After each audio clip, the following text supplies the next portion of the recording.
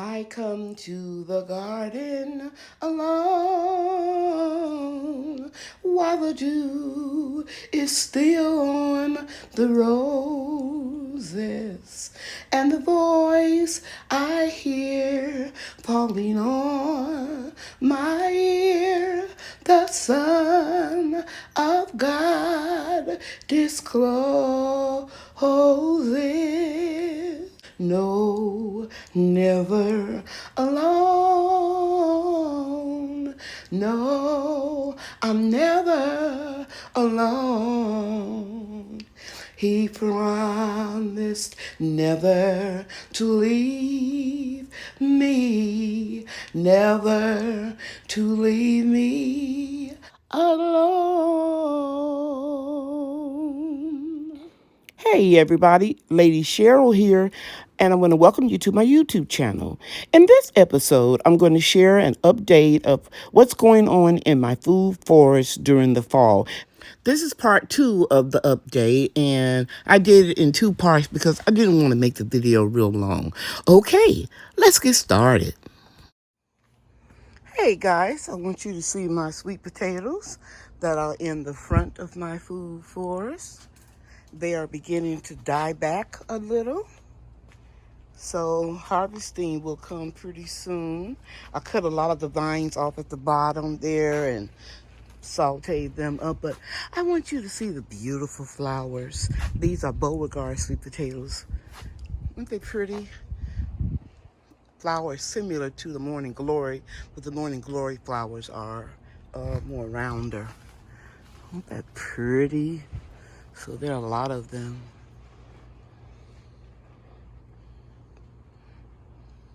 And all across the top there. And this is a trellis. It's the first year that I planted them to go up the trellis. I love it. Love it, love it, love it. Just wanted to share that with you. I think we will be harvesting them. I think we'll be harvesting them in a few more weeks. And the tomatoes are doing good. I'm not going to cut the suckers off. I'm just going to let them grow and see what happens. This is the one that I planted in the last video. Transplanted. I found it growing with my beets. It's a volunteer. I don't know what it is because I wasn't growing anything over there. The wind carried or the birds carried the seed. And I'll let you see what happens. Okie dokie. The sweet potatoes in the side yard. This time of day it doesn't get a lot of sun, but they are really dying back. As you can see, there are hardly any vines. You see a little sweet potato right here coming up, and this is the first. Let me say that again. This is the second time I had to come in here and put soil on them and cover them up. So I think we will. The vines are going all the way up and even into this elderberry bush that's growing in that pot. And I've trimmed them off at the bottom. I think we'll just go ahead on and harvest these Saturday. And we'll let the other ones grow a little longer. Hey guys, it's a beautiful day. Tuesday morning. And I took the cover off of my, I call it a wagon. Little planter boxes that I made like a covered wagon by putting them together, putting them on this platform of horses and wood. And so I showed you this a few days ago, and the beets are doing very, very well. And I put a few radishes seeds in here, and they're coming up. You can see them right there, here, and here, and I'll thin them out. And I'm glad that I did take the cover off because it was one beige cabbage moth. And you see my spray right there. I sprayed it with some neem oil and water. And the golden beets are getting bigger. They have become my favorite beet. And as they get bigger, you'll see more orangey color at the bottom. Okay, This is, I recognize this seedling. It is a Mexican petunia. We don't want that here because it can get very invasive.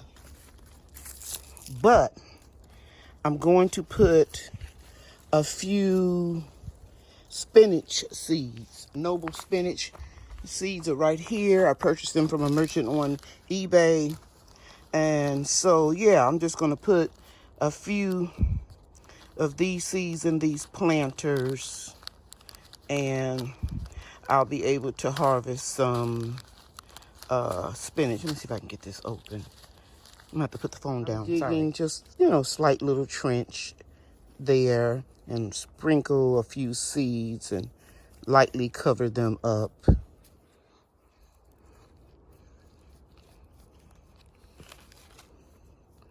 And I like raw spinach, and when they're real baby tender leaves, and I can put that in a salad, and as they get bigger I can saute them with a little extra virgin olive oil and a little onions and a little garlic. Okay, so that should be enough for right now. Maybe I'll put some right here where the package was.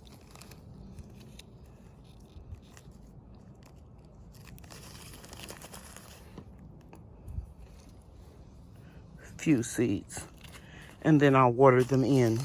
And since I have radish over here, I won't bother this one, but over here where the golden beets are, I'll put a few spinach seeds in between and utilize this good gardening real estate.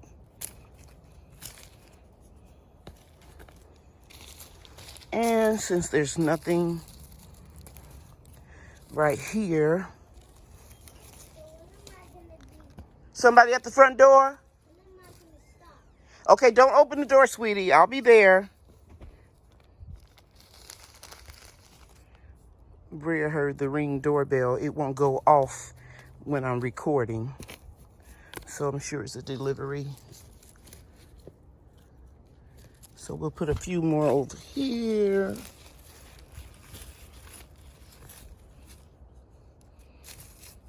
And you just barely cover these up. They'll come up. Then I'm gonna spray again.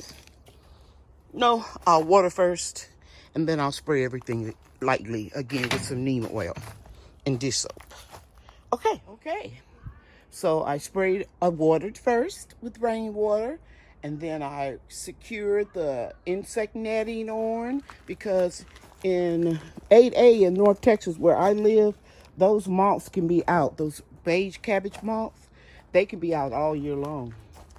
So you really have to protect your plants from spider mites, and especially those cabbage worms and those moths that lay eggs. And so now I'm just spraying just a light little mist, because they will find a way to get in, like right here. So, it's going to protect them somewhat, but you're not going to totally protect them. But you will keep down the infestation. Okay, now let's check out the garden bed. Up under this garden bed, I'm holding it up with my hand. I'm at the entrance, and I'm not going to take it all the way off because it's too much trouble. But I want you to see that my assorted collards, different types of mustard and kale, and of course the bed is surrounded by society garlic, and I have some mustards under here, and everything is doing very well. And like I said, I'm going to try to zoom in a little closer so you can see down on that other end. And you can see how big everything is getting. And I'm going to minimize it again now. Put it back to normal. So you can see everything is growing really well. I can add a couple of plants in here closer to the border. And I may do that later. I never did buy the transplants of cabbage, broccoli, and cauliflower because I didn't find anything that looked well, and probably went too late in the week. So I'm gonna go probably tomorrow and see what I can find. Okay, so I'm gonna show you the next bed, but I'm going to lightly mist some neem oil in here as much as I can, and then across the top and seal this back up. I hope you understand why I didn't reveal the whole garden bed, because it's just too much work. Okay? All right. Okay, so we sprayed very good. Just misted it and have secured the screen, and everything is growing well. And it has plenty of room, plenty of height, especially for them to keep growing up and up and up. Okay. Okay, guys, I'm under the netting under bed number, or over bed number 2. And this was the bed that I planted last. The bed right over there that you see was planted 2 weeks before this one was planted. But they are doing well. In fact, they have less residual damage from neem oil or any other thing it came in contact with. And there's a big area right in there for me to put some more cabbage, brassica, and cauliflower. And I'll pick some up. And if I can't, I'm just going to sow some more seeds in there and see what happens. If I don't find any, it is what it is. Yeah, but everything is looking good. We have some volunteer marigolds, beautiful kale and mustard, and volunteer zinnia from the seedlings that I started growing in January, and it just looks really beautiful, very vivid green. So I'm gonna take my little spray bottle and continue to mist. If I can do it on camera. Oh, I'll do it over here first so you can see. Just lightly mist it, because I see a white fly got in. And I've been talking to gardeners in my area, and they say and agree with me that this is the first year that we've ever been this inundated with white flies. And yeah, after everything falls, after all of them, let me see if I'm still recording. Yeah, after all of the leaves drop, I am going to blast my food forest all over with spray. I'm gonna do an orange oil spray. I'm gonna do a neem oil spray. I'm just gonna do Blue Dawn and dish soap spray. I'm just gonna go crazy. And I'm going to get rid of the majority of these white flies. Okay, look at something else that's real pretty, guys. This is just flowers that reseeded. And when I emptied the container grown plants into this bed to transplant these 2 cherry trees, if you go back in my videos, you'll see it was barely coming up. And I mean, it's just magnificent. It will only last until the first frost, and I will collect these seeds because I only grow heirloom zinnias. That beautiful. And what's so beautiful about a zinnia is it'll just keep opening up and blooming because it's the same variety, and you can see the difference in the 2 plants. Okay, so this one just started blooming, and these leaves will flatten out. I mean, it's just a gorgeous plant. Okay, here are my Texas Star Hibiscus. This is the largest this plant has gotten. I've been growing them for 3 years, and I dry naturally the flowers and drink hibiscus tea. It lowers your blood pressure. But they have these pods on them, and they're attached real. Come over, Bria, and hold. They're real strongly attached, and you really have to cut them off. Can you video? Take the camera. Yes. You're gonna video And you can move back some. I'm just going to cut it. Can you see that when I'm cutting it? Can you see me cutting them? Mm-hmm. Cutting the pods off. And we're going to start some more in January in the grow room. These are the Texas Star hibiscus seeds. Bria's over there cracking some. And you're going to put them over here, Bria? Yes. And I'll pick up all the little debris out. And I've decided that this is a lot of seeds. So I'm going to give some of these seeds away. I don't sell seeds, and there's nothing wrong with selling seeds. I just don't sell them. But you can help me out on the shipping. I will announce next Monday night at 7 p.m. Central Time when I have my weekly live chats where I answer questions and give a gardening advice as well as instructional tutoring for pressure canning, water bath canning, dehydrating, freezing your veggies. So anyway, next Monday, I'm going to give some of these seeds away, and I'll tell you more about it next Monday night, 7 o'clock. Okie dokie. I'm showing Bria a quick way to just slide the little pieces of the dry seed pod casing. And we're just going to slide it over. Keep all the good stuff, right? Yes. So, Bria? Yes. The good Lord made these plants so that they will produce seed pods, and you never will have to buy them again. And we will have some, beautiful Bria, good job. We'll have some more that we can give away. Yeah, these stuff. Because planting and growing seeds and collecting them is just like printing money. These seeds are pretty expensive on eBay. I know because I bought the original plants that I have. I bought the seeds from eBay. But now, this year is the best year that it has ever produced a lot of pods and a lot of seeds inside the pods. Year ever. Best year ever. So we're going to share our blessing with other people. Okay? So did you have fun? Yes. What did you learn about collecting seeds? I learned give people. To give to others. Yes, that is so sweet. And it's nice. It's nice to help and give to other people. Yeah, too. What is the word? It's called sharing, isn't it? Yes. Yes. You is fine for me too. Yes.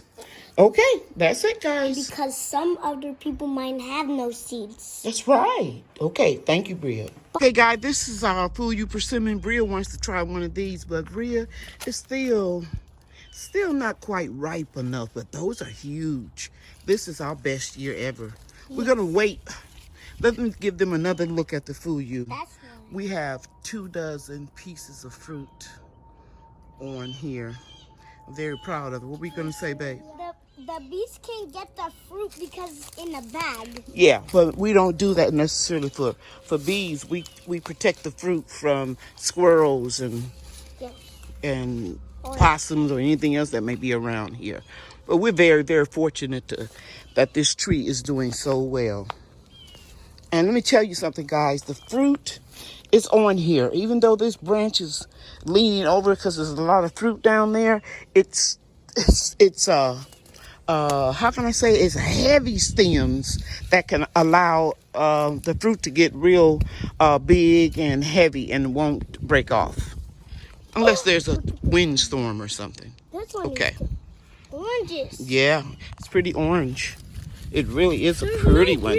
And you don't have to wait until they get soft. I prefer them that way. So I think another couple weeks, Bria. Okay? Okay, everybody, this is the Miho Satsuma. Every day that Bria comes over and she gets a chance, she comes out and she looks at the oranges to see if they're ripe. And they are really soft. Yeah. And they are getting very ripe. So, you want to try one today, Bria? Yes. Why?